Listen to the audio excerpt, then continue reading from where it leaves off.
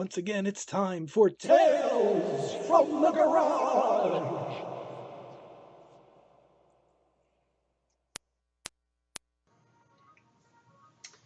Okay, Tales from the Garage number 2. What can I say? I'm actually here, not much preparation. I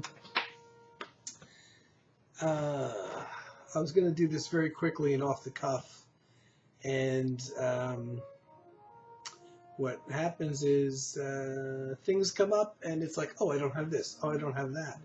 So, what should have been a very quick thing, me coming out here to my garage later at night, actually, than I'm usually here. So you may have the rare instance of potentially hearing a car door slamming in my shared driveway, maybe even the sound of footsteps above me. But probably that wouldn't come out, fairly subtle. I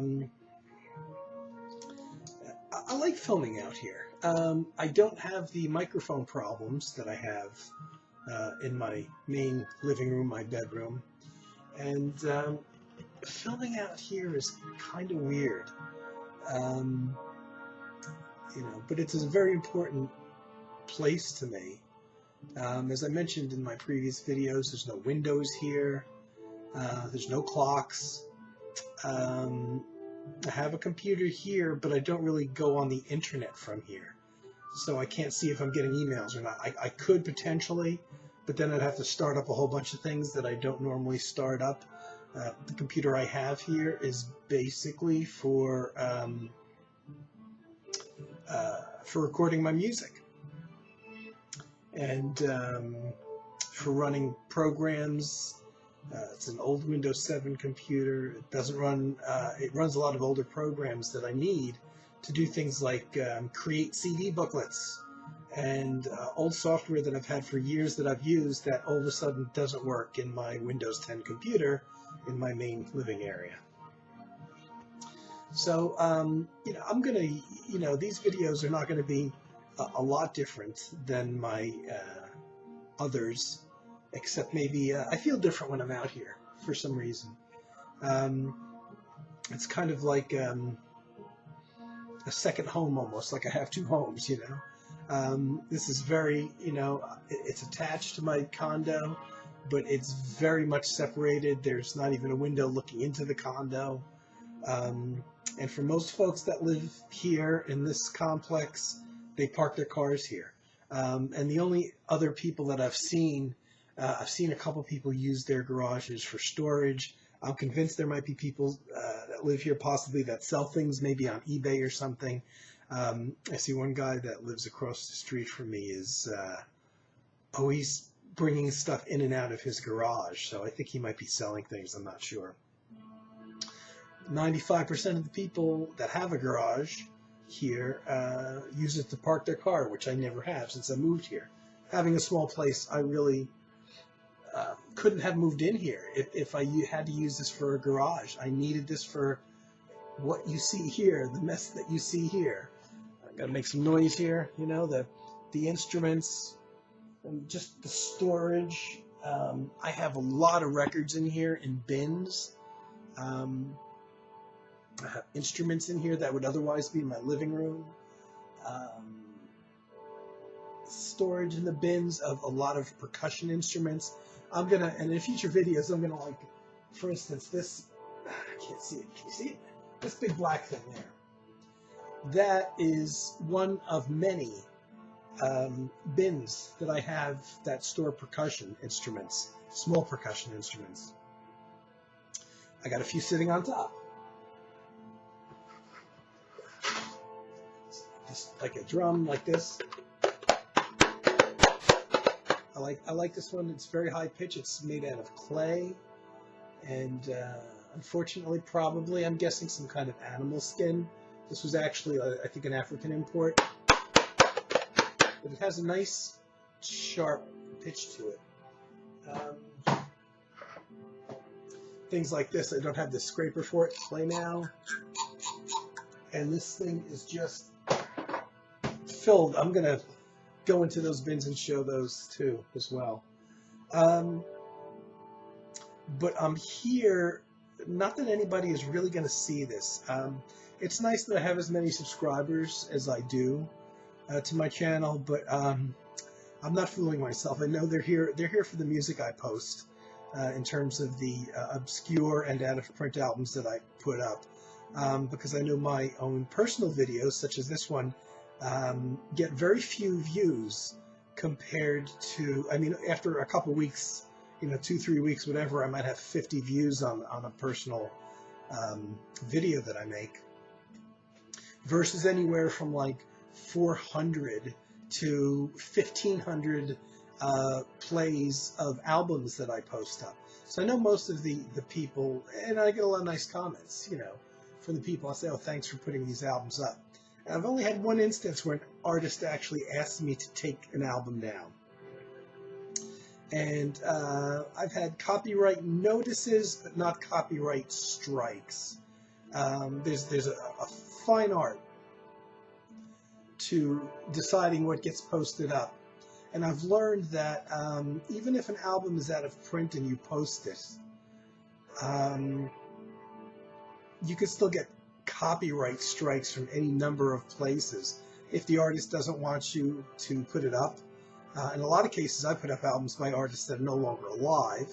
But also I noticed standards, being into jazz, a lot of standards, the composers own the copyright to them, and they'll get you for that. They don't, for whatever reason, don't want any version of their songs out there for, on YouTube to be played.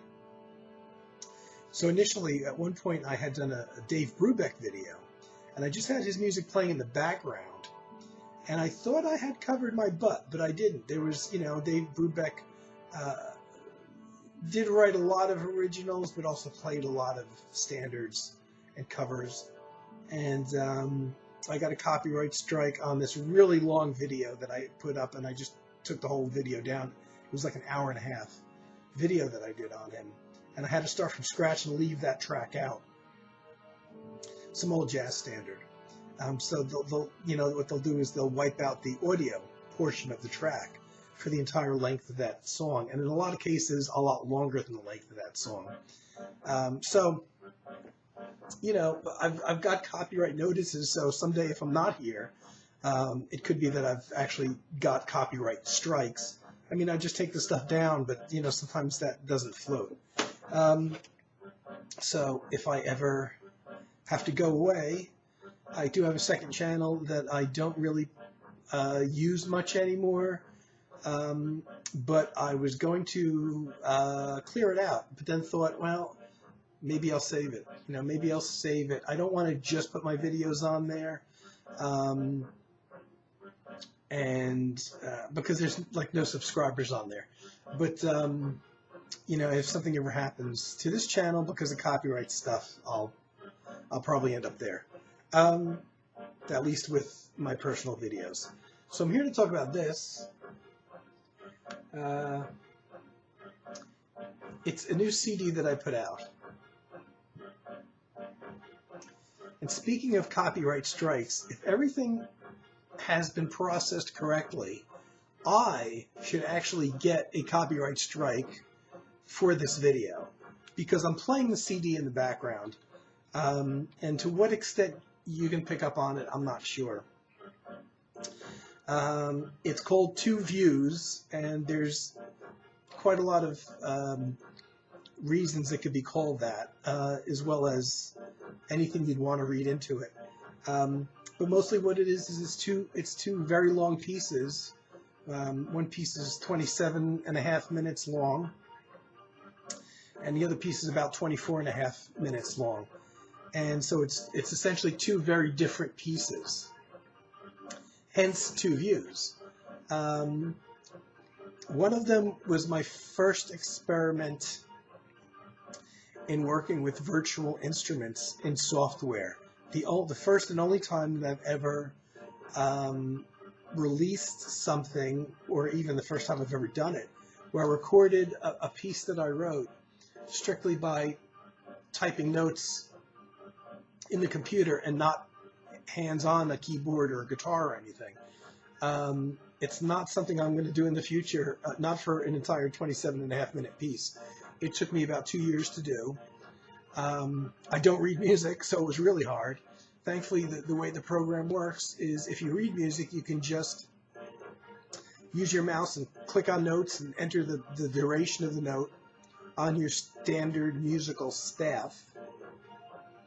If you don't read music, which I don't, there's a second version. It's still on a musical staff, but you can just plop the notes on the staff and then slide them up and down depending on whether you like the sound of it or not.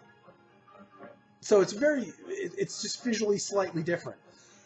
You're still on a musical staff, but instead of the notes coming out like quarter notes or whole notes, you've actually got a little square, and you can take your mouse and drag the note if you want it to sound out louder. So if you just want a sharp, short note, you would just leave the little dot where it is.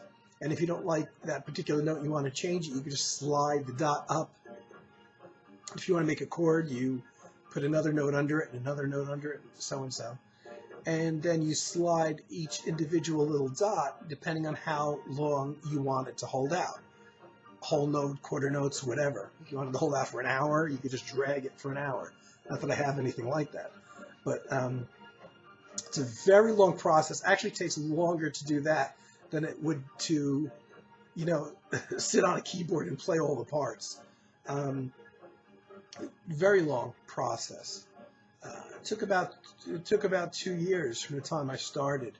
I did have periods where I wasn't working on it. Periods where I thought it would never get done. And I got so exhausted by it, I did put it down for a while. And I started working on recording other pieces with live instruments, nothing that I finished. But then after about a month of doing that with the live instruments, I went back and said, well, wait a minute, I think I was almost finished with this. And sure enough, I looked at what I had because I had done it in so many different pieces. I had like 8 or 9 different pieces, different sections to the piece, that, when I got in there and I looked back at it, I'm like, well, I was crazy to stop when I did because I had 90, maybe even 92 or 3% done. And I didn't use I had maybe 9 different sections. I ended up using 7. So there's 7 distinct sections to the first piece. And those were all created completely separately. And the whole thing is 27.5 minutes. But there was a lot of work. And I did finish it late in July, and I'm kind of happy with the results. I had a concept for the piece, which I call Ghost Orchestra, and I was only going to use orchestral sounds, no instruments that I actually play. So there's a lot of wind instruments, flutes and bassoons, and strings and plucked strings. And whole orchestra string sections and some horn sections as well, and no drums at all, no drum sounds. I really, for some reason, have something against using drum samples. I prefer all my drum sounds to actually be organic, real drum sounds from percussion instruments. Not that this piece needed drums.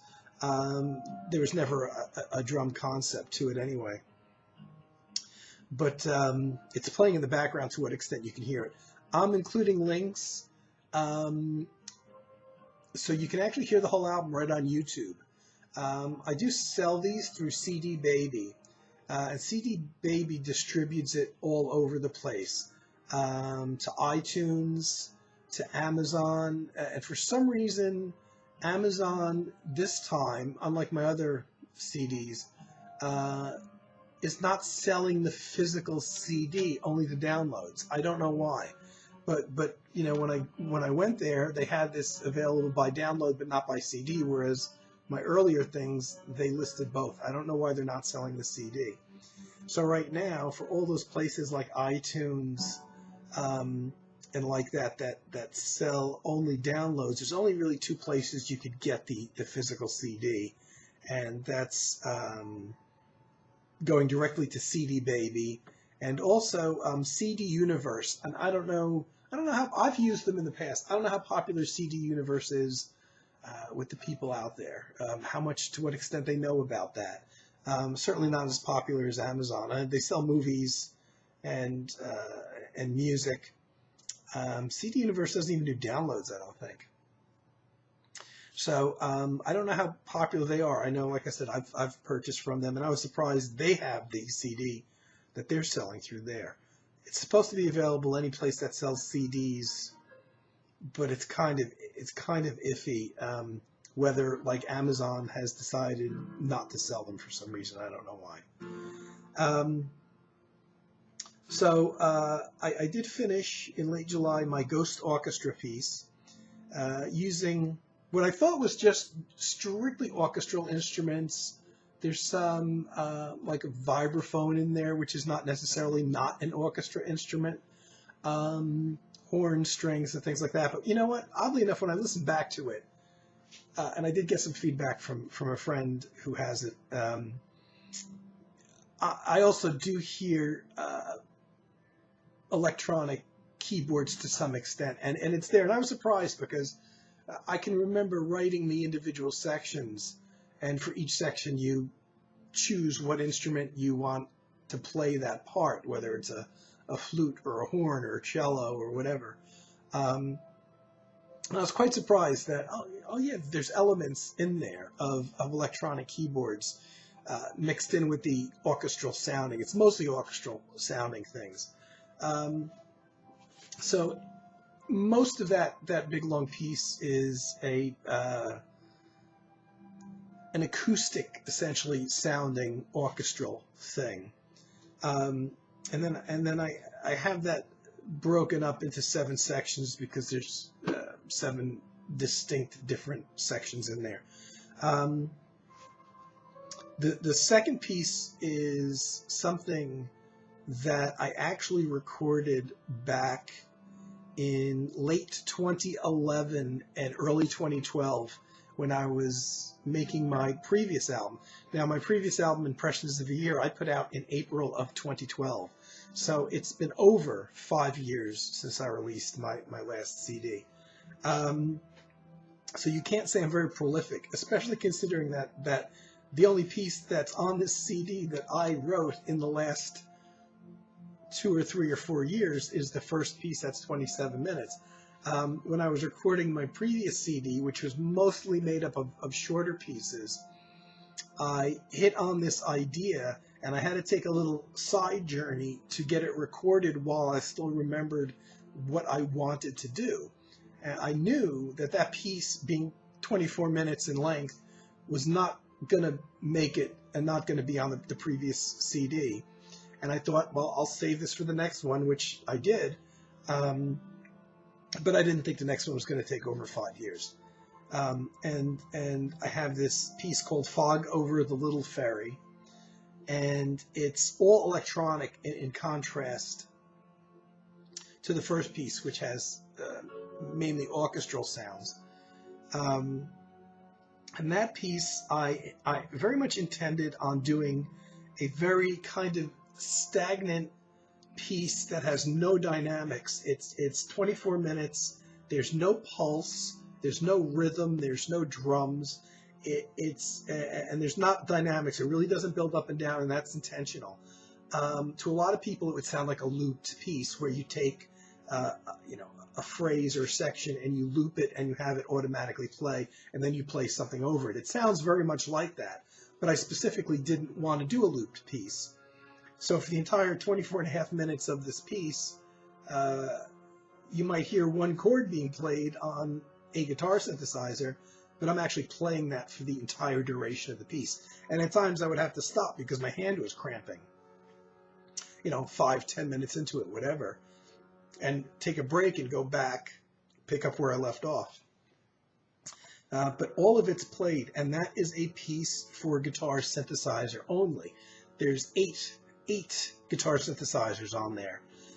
Very electronic sounding, sounds like synthesizer keyboards, really. There's nothing on there that I think sounds like a guitar. Um, and I just wanted this very long piece that was like the pieces that I like to listen to, where it starts, it arrives, and it stays at that level for the entire duration of the piece. And even though there's 8 parts going on, it's not like there's no baseline rhythm, nothing like that. There's no background, there's no foreground, everything is both. So the idea being you've got these 7 or 8 parts going on simultaneously, and you can focus your attention anywhere you want. So I guess depending on how disciplined your hearing is, you may choose to focus in on something for a while, and then another part, another section, another instrument for a while. And you have no sense of time because there's no sense of time in the piece. There's no building up or building down. There's no rhythm where you get an idea of how much time has passed. And that's what I wanted. I wanted a piece to get lost in. That's what I like to listen to myself. You're in it 5-10 minutes. You have no idea how far into it you are unless you're watching the clock. And it's even something that you could put on repeat and just have that, repeat for hours if you wanted. I like that sense of timelessness to pieces, and to me, the only way to really accomplish that is to not have any kind of rhythms in a piece. So there's no rhythm, so it basically floats, and like I said, there's no foreground, there's no background. There's things that come and go, and little sounds and instruments that come and go, but there's no clear melody, support chords or bass line kind of thing going on there. And usually I accomplished exactly what I set out for, which I was very happy with. It's a simple piece musically. There's no key changes in it or anything, which is intentionally so. That's what I intended and what I wanted to do. Usually when I have a concept for a piece, I start recording it, and something happens during the creation of the piece that drives the piece to go in another direction. So what you come out with was very different than the concept you had. And that's fine, because sometimes the piece drives itself to another conclusion and in another direction. And you still have that original idea that you could go back to and create another piece in. But strangely enough, most of the time when I write a piece, it does go into another direction than what I intended after I start laying parts down. So this is an unusual one that I've waited 5 years to put out, in that it came out exactly what I intended it to be. I don't even know if that's happened before. To have a concept in the beginning, and after you start recording, the concept remained all the way until when it was done and it was over and it was mixed. And I had hell mixing it. It took me probably 40 attempts to get a good mix on it, and I got the best mix I could, and I'm still not 100% happy with it. And the problem is when you have simultaneously anywhere from 6 to 8 sections going on, and you're trying not to highlight any one of those, you kind of all want them to be at an equal volume level. It makes it very difficult. And the volume level does waver a bit in certain instrumental parts and things like that. And because I used old technology, I recorded it on this here, my old Roland unit that I showed. That's all filled up now. And when you record on this, you have to mix live. So it's mixing it into the computer. But I had 8 instruments on 16 channels. So each instrument had a left and a right channel. And I had notes, which I still have here somewhere, that telling me, at minute 13, you have to put, this down to this level. At minute 10, you have to put this up to this level. At minute 14 and a half, you have to move this down here. And at 14 and 53 seconds, move it back up there. It was hell mixing it. When you use which I use the software programs now, you don't have those issues because you don't have to do things like that in real time.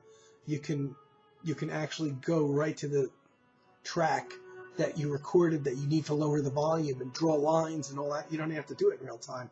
So this was a real bear, because sometimes I would get 25, 30 minutes into the piece, not 24, say about 15, 20 minutes into the piece, and something would be too loud, and there's no way to fix that. So I had to start all over again. So it's an album of two sides, of two different style pieces. Also, though, it was recorded in two different places. Now, I've only really lived two different places my whole life. My old home, which, believe it or not, I lived at for 53 years. And this second electronic piece was recorded there in late 2011 and early 2012. And it was one of the last complete pieces I probably recorded there, because I did do a lot of recordings after I finished the Impressions of a Year album, and I put that out in April of 2012. I didn't do a lot of recordings. I was really exhausted from that, from making that album. It took me a year and a half, and so I would dabble, but I don't really recall that I had really done any finished pieces or any real serious pieces that were more than a couple minutes long after that point. So this long piece is really one of the last things I recorded before I moved. I didn't necessarily know I was going to move at that point. And now this other piece that's playing in the background, that was done in the last 2 years, has been done in my new place. So, hence the title Two Views can also be used for that. So, I don't know. I hope it sells better than my last ones did. But in my description box, and this is going much longer than I intended, in my description box, I am going to put in all the links for the places you could buy it, and the people at CD Baby actually have posted all of the tracks from the album which is something they do, on YouTube as individual tracks, and they create basically their own playlist for it, and so you could hear it in full there. So I'm including that link in my description box too, so you can hear all of it on YouTube. And speaking of the electronic piece, this is what's playing now, which means I've already yabbered on for about 27 and a half minutes. I want to do this every video. I'm going to do my random album pull. I have my shelf full of albums. You can see them there. And the spines are not facing me. The open side of the album is facing me, so I can't even read what's on the spine. I'm just going to go and randomly select an album, see what it is, and talk a little bit about my history with the album. Totally at random. Oh, yeah, it's a weird one. Weird one. Look at the price on that for a brand new sealed album. Sidewinder by Morton Subotnick. This is only my second time doing the random album pull. I can remember exactly the store that I bought this in. It was a record chain that doesn't exist anymore. I can remember the mall. I can remember the day I bought it. And this is back in the 80s. This would have been shortly before the advent of the CD. And it's a short album. This is my first introduction to Morton Subotnick. I knew nothing about him, I don't think, at the time. I may have heard the name, knew he was an avant-garde musician. It's called Sidewinder. There's a picture of a snake on, and one of the reasons why there's a picture of a rattlesnake is it starts off with the sound effect of essentially sounds like an electronic sizzling of a rattlesnake, a rattling. Created by Morton Subotnick on the Electric Music Box, Columbia Stereo Masterworks. Now, if I didn't know anything about Morton Subotnick, and the only tracks are Sidewinder Part 1, Sidewinder Part 2, there's enough liner notes. This is why I love old albums. The liner notes told me enough about what kind of music this was that made me buy it. Talking about his concept of synthesized music and electronic music. It talked about Silver Apples of the Moon. And it says no year on it, but I know that this is, I want to say, and I don't know if the notes even mention the year. I want to say this is early 70s, late 60s. I know this has, I think, fairly recently been reissued on CD, which I haven't picked up yet, but I will. Yeah, there's no year on this either. Side 1, Side 2. Short. Side 1's 14 minutes and 30 seconds. Side 2 is 14 minutes and 7 seconds. So I know when they reissued it on CD recently, there's a whole second album on there. Very much out there. I was pleasantly surprised, but also a little surprised. I'm so glad I picked this one out. Because there's not really, you don't really hear any chord changes on it. This is fairly experimental electronic sound effects kind of thing. And I don't know if you could see him at the, it's a great picture of him at the unit itself.